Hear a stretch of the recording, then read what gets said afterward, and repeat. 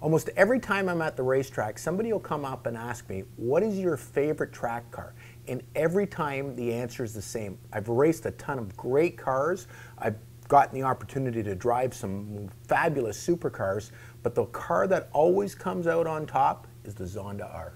Same with me. I get asked all the time, what's your favorite track car? What's the fastest car you've driven? What's the best handling car you've driven? Every time it's the Zonda R. Until I get to drive a Formula One car, that's the answer. It was probably 12 years ago that we got the Zonda R, and it was an incredible time. I actually got to go with the guy we got the car for to Italy. We tested the car in Italy at a brand new track they had built. You know, it wasn't Imola or Monza or anything like that, but it was a pretty cool track, and they had an ex-Formula One driver that took us around for the introductory laps, and then we both got to drive the car. Really impressive. The thing that struck me the most was the brakes. You know, been lots of cars with 800 horsepower, 1,000 horsepower, Super Cuda, 1,500 horsepower, in dragsters and stuff. So in a straight line, the power wasn't scary at all.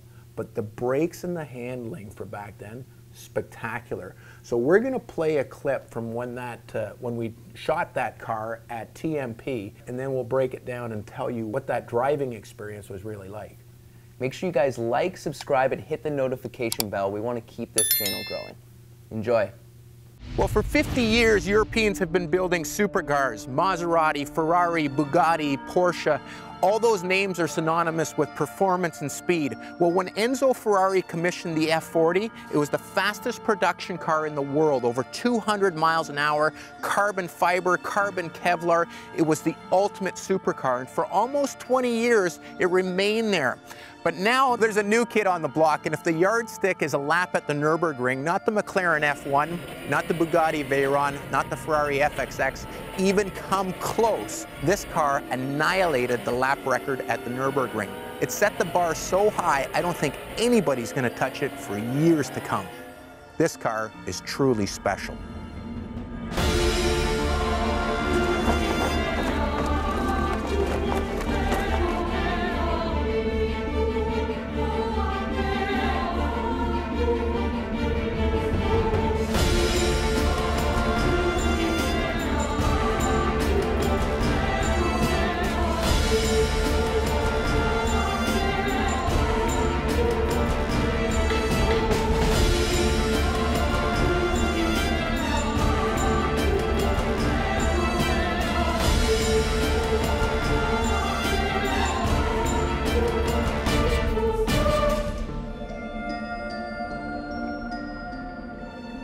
This is the result of race car engineers getting a blank page, a blank check, and no rules.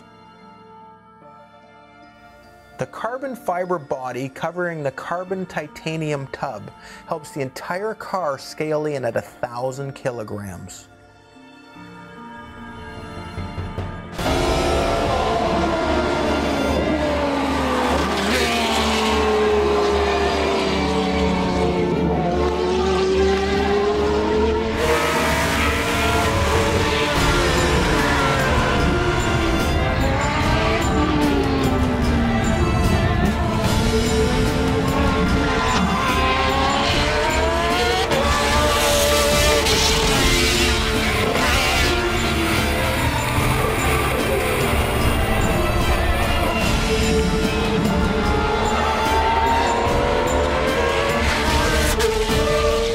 All of the unsprung weight is controlled by Öhlins shocks. All of the suspension is machined from billet titanium, billet Aviano, and even the wheels are magnesium. The Formula One style exhaust is hydroformed in Inconel and then ceramic coated. The power plant is a 6-liter Mercedes AMG, 750 horsepower, 710 foot-pounds of torque.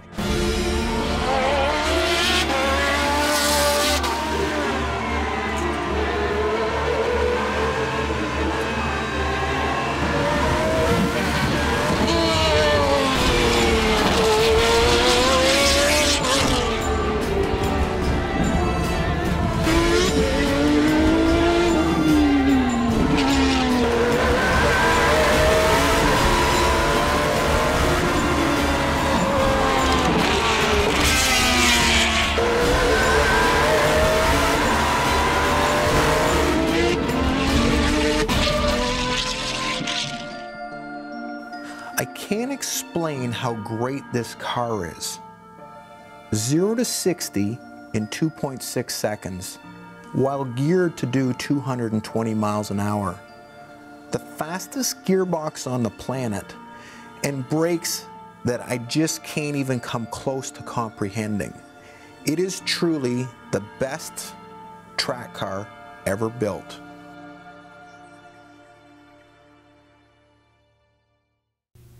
You got to drive the car a couple years later, back to back with a GT2 Evo, which was running Le Mans in like '96. It was just like not even comparable. You know, the GT2 Evo, killer car, and I was so looking forward to driving it, but then getting in the Zonda.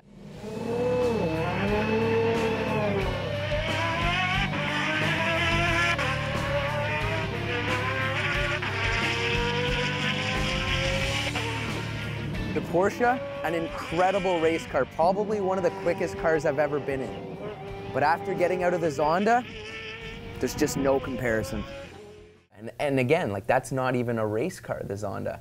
10, 12 years later, and it's not even comparable. I still remember, I don't know, you were 20 years old or whatever, I'm going, Gary, there's only one wall on the track. I don't care if you go in the rhubarb anywhere else, do not hit the wall.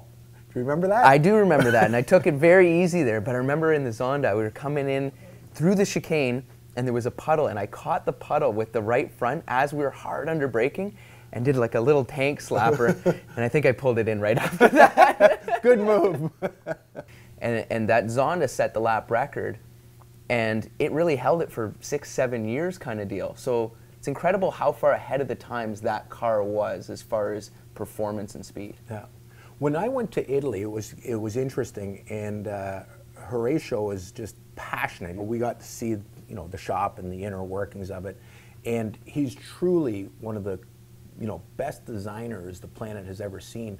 But quality-wise and the material-wise, the carbon fiber weave, I remember on the nose of that Zonda, it was herringbone, and the way it fit together, it was perfect. And it's interesting, talking to the Multimatic guys now doing the 4GT, they're saying, you know, the carbon fiber, when they're doing a clear carbon fiber layup like they do on the Ken Miles car back there, that's the hardest part, is getting the weave perfect. And these guys, I don't know how many, you know, noses they must have thrown out, because it was just perfection. And that was the finish of the whole car. Yeah. Yeah.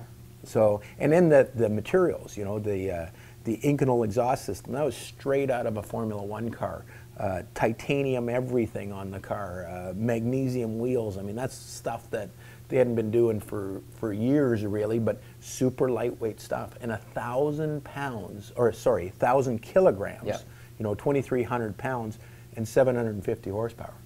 Yeah, if you wanted to have the baddest track car on the planet, that was it for a long time until the Aventador SVJ, or even, you know, a couple months ago, the AMG GT Black Series car came out. Like, that was it. You had to buy the Zonda if you wanted to go beat everyone guaranteed at the track. And there was only 15 built. I mean, it was a hard car to get. Still is a hard car to get. I mean, it's a spectacular car.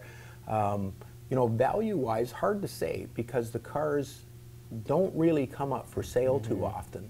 And I would say they're still stronger than they were, you know, back in 2010, 2011.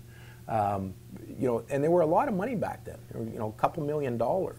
And they're still more than that today. And it'd be interesting to see if one came on the auction block today, what it would bring. But, you know, I think compared to today's supercars, you know, you have the Koenigseggs and, you know, all of these guys and the Veyrons and the Chirons, and, you know, they're doing 230, 40, 50 miles an hour. But I don't think any of them have that feel of this car. That the Chiron and the Veyron, they feel heavy, and they're luxury cars. I mean, they're meant to be driven. They're beautiful, you know, appointed cars. The interiors are spectacular, where this thing is really a raw car. And that tranny, that X-Track tranny, spectacular. And one of the interesting things too is they had a Bosch traction control system. Do you remember that? Dial on the steering wheel. Yeah. And not very intrusive. Like, you could dial it right up, and, you know, it would save you from anything. Or you could take it right off and pay attention. You better be up on the wheel. Absolutely. what we both agree on is how well this car stopped. But overall, absolutely the best track car in both of our opinions. Is there anything that you've driven on the track that even comes close to this thing? You know which car, I mean, same sort of theme if you want, Aston Martin, the Vulcan. And when we bought a Vulcan years ago, we took it to Indy. I happened to be racing that weekend, and the guys there were kind enough and said, listen, go out on the track, don't be a complete idiot, right, and do a couple laps. And we shot that, and it was a fabulous car. I'm ready to fire up the car, and I realized I don't have a clue. The steering wheel looks like an F1 steering wheel. I need to spend about an hour just going over the manual to learn how to fire this car. It had the same sort of feel, you know, where it's a track-only car. You felt like you were in, you know, a serious track car. But I think overall, I still like the Zonda R better. You know, it was a neat car, but just every time somebody asks, Zonda R. Right. Obviously, if I had the opportunity, everyone's seen it, I'm sure. If you haven't, go watch it, the onboard footage of the 919 at the Nurburgring. Like, that car would definitely feel quicker than the Zonda R. That's stupid. I think it was like 1 minute and 40 seconds quicker. But, you know, as far as something that I'm going to get to drive, it's the Zonda still. Let's hear it. If you guys disagree, let us know in the comments which car you think is a better track car than the Zonda R.